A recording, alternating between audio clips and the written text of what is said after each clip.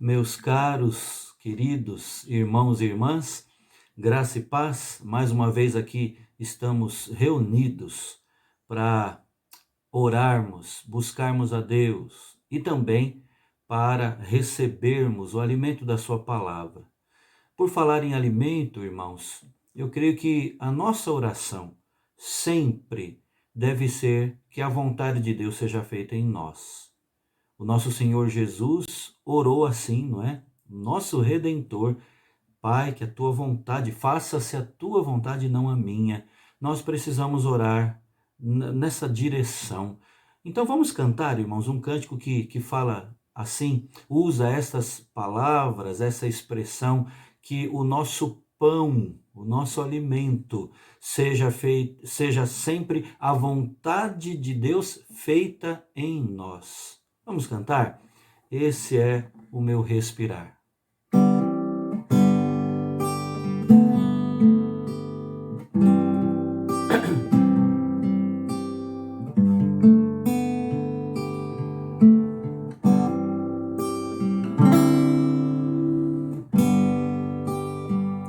Este é o meu respirar, este é o meu respirar, teu Santo Espírito vivendo em mim.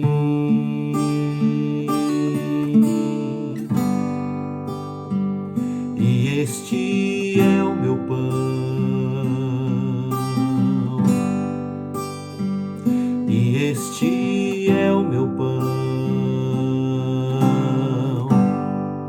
tua vontade feita em mim.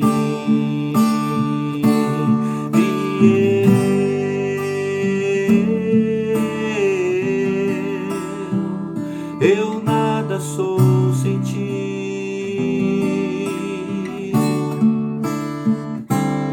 e eu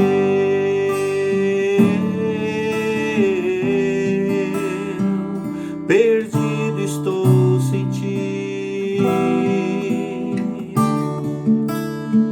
Este é o meu respirar, este é o meu respirar. Este é o meu respirar, teu Santo Espírito vivendo em mim.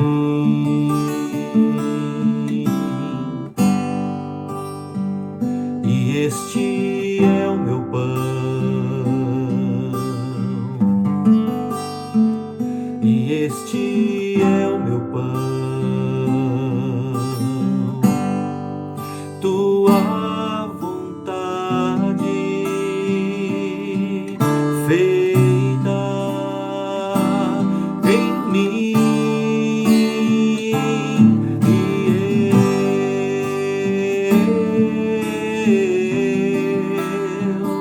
E eu nada sou sem ti.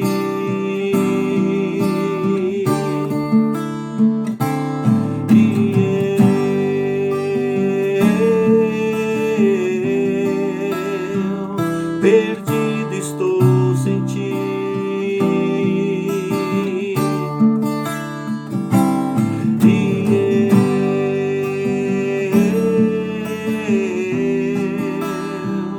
e eu nada sou sem ti.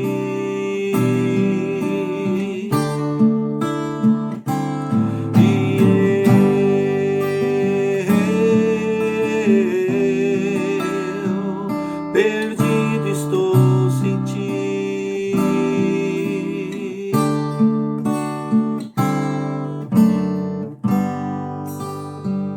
E este é o meu pão, e este é o meu pão. Que seja esse o nosso alimento, não é, irmãos? A vontade de Deus feita em nós, já que o Espírito do Senhor habita em nós, vive em nós. Que seja assim, para o nosso bem e para a glória do nosso Deus. Eu convido você a ler, abrir a palavra de Deus e ler em dois textos, em dois trechos do livro de Esther. Nós vamos hoje retomar o estudo da família, sobre a família de Esther. Família de Esther que era composta só dela e de Mordecai, não é? Esther, capítulo 4, dos versos 1 a 7, e depois no capítulo 7, versículos 1 a 10. Vamos começar a ler no capítulo 4, a partir do verso 1, que nos diz: Quando soube Mordecai tudo quanto se havia passado, rasgou as suas vestes e se cobriu de pano de saco e de cinza, e saindo pela cidade, clamou com grande e amargo clamor, e chegou até a porta do rei, porque ninguém vestido de pano de saco podia entrar pelas portas do rei. Em todas as províncias aonde chegava a palavra do rei e a sua lei, havia entre os judeus grande luto, com jejum e choro e lamentação. E muitos se deitavam em pano de saco e em cinza. Então vieram as servas de Esther e os eunucos e fizeram-na saber com o que a rainha muito se doeu, e mandou roupas para vestir a Mordecai e tirar-lhe o pano de saco, porém ele não as aceitou. Então Esther chamou a Ataque, um dos eunucos do rei, que este lhe dera para servir, e lhe ordenou que fosse a Mordecai para saber que era aquilo e o seu motivo. Saiu, pois, Ataque à praça da cidade para encontrar-se com Mordecai à porta do rei. Mordecai lhe fez saber tudo quanto lhe tinha sucedido, como também a quantia certa da prata que Amã prometera pagar aos tesouros do rei pelo aniquilamento dos judeus. Agora no capítulo 7, a partir do verso 1, o texto nos diz: Veio, pois, o rei com Amã para beber com a rainha Esther. No segundo dia, durante o banquete do vinho, disse o rei a Esther: Qual é a tua petição, rainha Esther? E se te dará? Que desejas? Cumprir-se-á, ainda que seja metade do reino.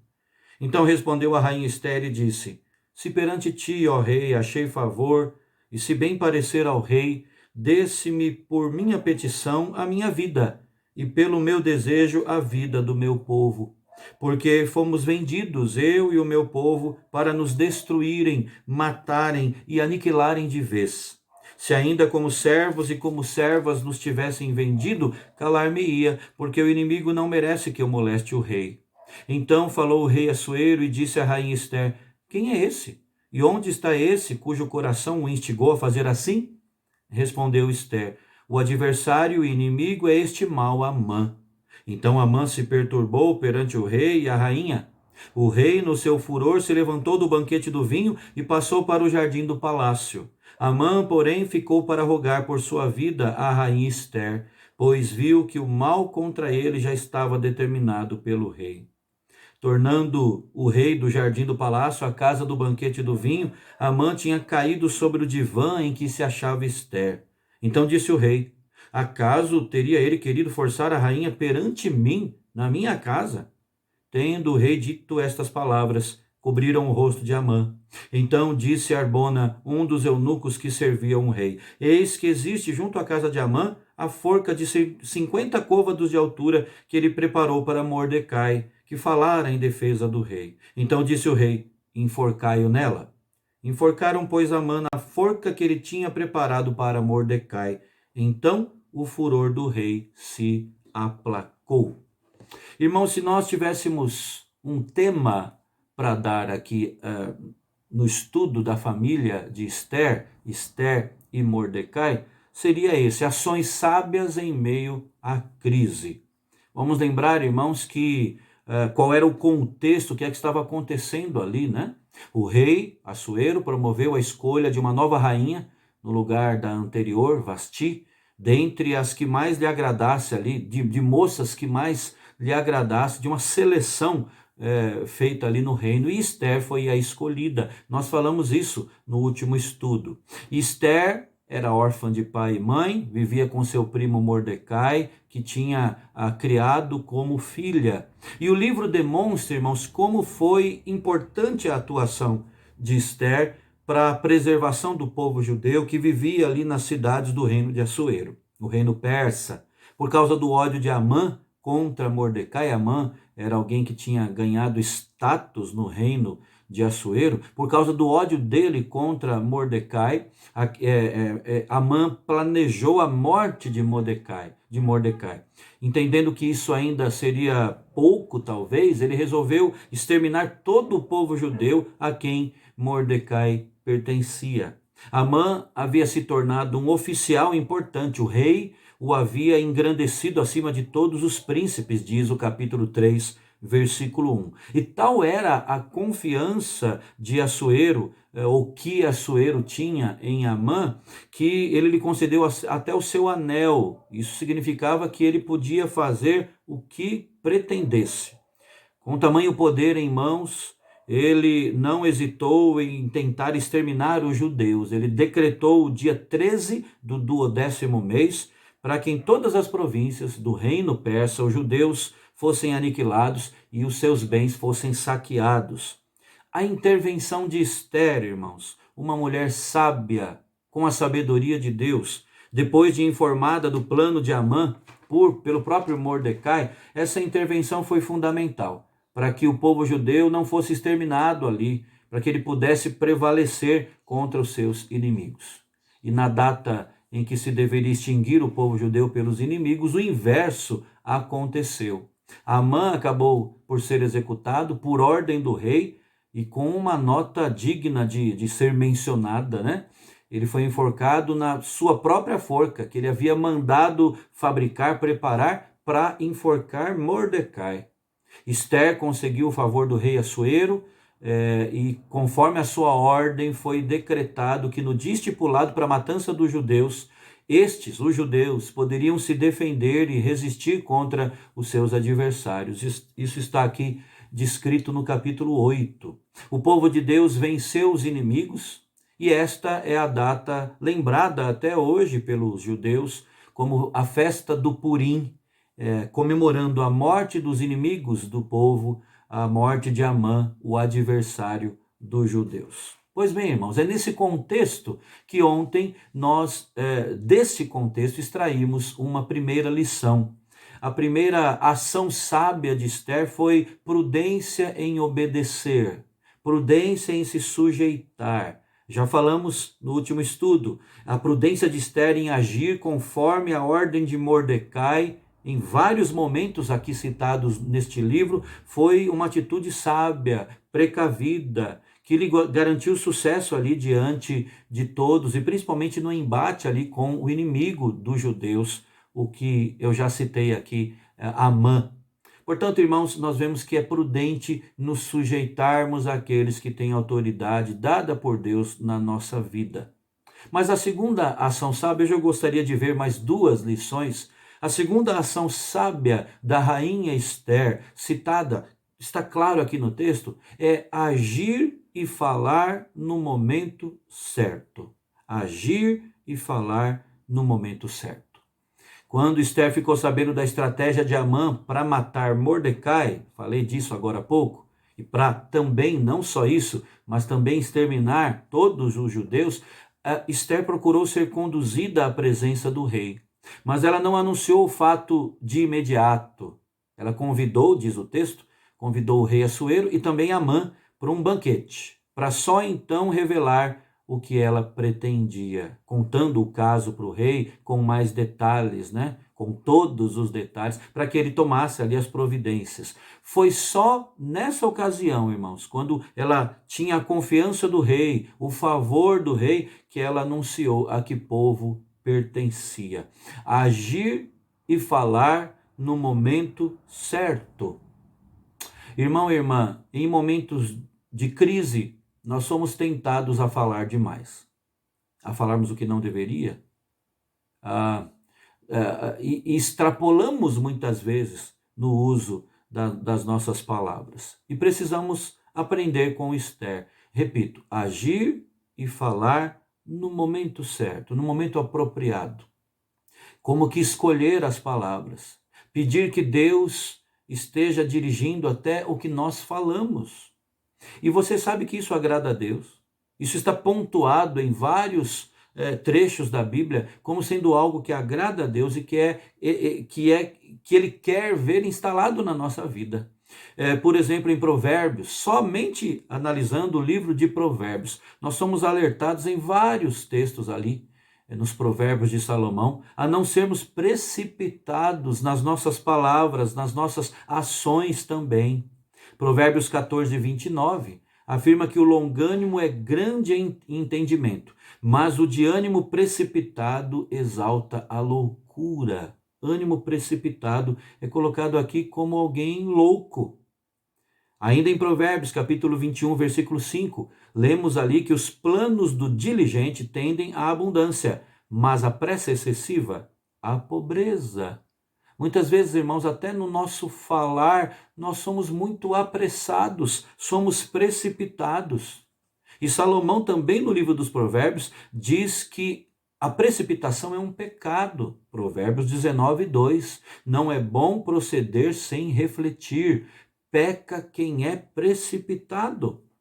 E temos mais ainda no capítulo 29 de Provérbios, versículo 20. Nós lemos ali: tens visto um homem precipitado nas suas palavras? Maior esperança há para o insensato do que para ele. Ou seja, até o tolo, até aquele que age sem sabedoria, diz aqui que ele tem mais esperança do que aquele que é precipitado no que fala, no que diz. Irmãos, nós precisamos aprender com Esther a agir e a falar na hora certa, demonstrando sabedoria e prudência. Muitas vezes, irmãos, em determinadas situações, nós somos tomados de um ímpeto, não é? Nós falamos e agimos em momentos inapropriados e de formas inadequadas. Não podemos nos esquecer desta lição, que não é uma lição menor, que não é algo que a gente pode muito bem viver sem. Não. É algo essencial, agir e falar no momento certo, adequado. Deus tem o tempo certo de fazer as coisas. Mas nós vemos aqui mais uma lição, mais uma ação sábia de Esther nesse contexto de crise e para se evitar as crises até maiores, que é fazer o que é certo e justo. Além de agir e falar no momento certo, Esther também fez o que era certo e justo. Irmãos, eu trago aqui uma frase que você já deve ter ouvido aí nas muitas postagens nas redes sociais, ouvido, lido, não é? A frase diz o seguinte: o certo é certo, mesmo quando ninguém está fazendo. O errado é errado, mesmo quando todos ou a maioria está fazendo, está praticando. Irmãos, nas Escrituras, ser sábio significa escolher os mais nobres e melhores fins a serem alcançados, empregando-se aí os meios apropriados para isso. Então, biblicamente falando, ser sábio significa agir de forma justa, orientando-se pela vontade de Deus, da qual nós cantamos, sobre a qual nós cantamos agora há pouco, não é? Tua vontade, este é o meu pão, tua vontade feita em mim. Então, ser sábio é isso, eu repito, agir de forma justa, orientando-se pela vontade de Deus, que é expressa aqui na Escritura Sagrada. Esther tinha diante de si duas alternativas, irmãos. Isso é interessante pensarmos aqui.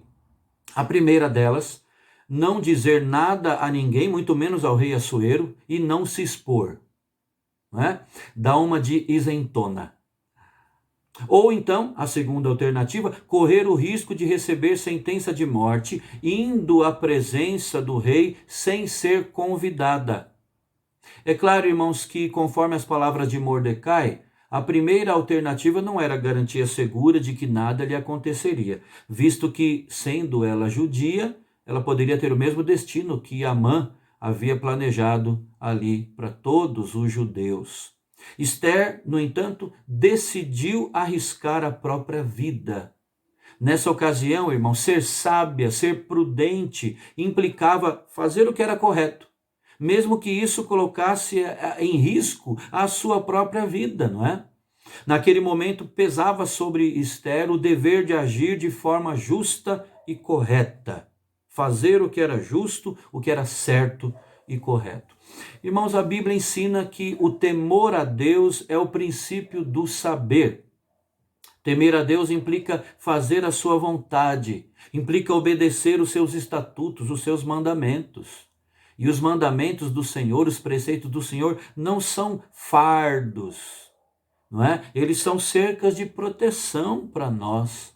O temor a Deus deve ser um princípio norteador na nossa vida, sendo que é a única base do verdadeiro conhecimento. O temor a Deus, como princípio norteador, serve para que nós saibamos o que fazer, como fazer em várias situações, em todas as situações, mesmo que isso possa custar a nossa própria vida. Você se lembra desse trecho, desse episódio dos discípulos de Jesus, Pedro e João? Eles foram presos por pregarem a Cristo. Isso está registrado lá no capítulo 4 do livro de Atos. Sendo inquiridos pelo Sinédrio, eles foram ameaçados para que não mais falassem no nome de Jesus, ao que Pedro respondeu: julgai se é justo diante de Deus ouvir-vos antes a vós outros do que a Deus, pois não podemos deixar de falar das coisas que vimos e ouvimos.